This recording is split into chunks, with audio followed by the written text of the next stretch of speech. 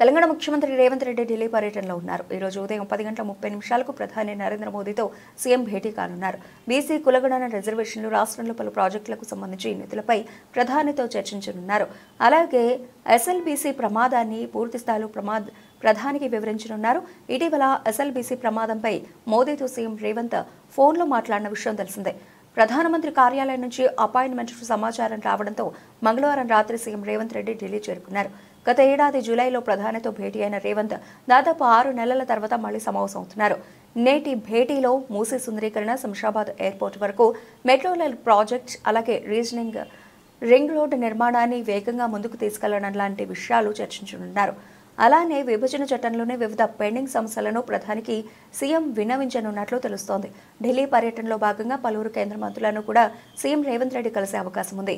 అలానే కాంగ్రెస్ అగ్రనేతలను కలిసి ఎమ్మెల్సీ ఎన్నికలు, పీసీసీ రాష్ట్ర కార్యవర్గం, మంత్రివర్గ విస్తరణపై చర్చించే అవకాశాలున్నాయి.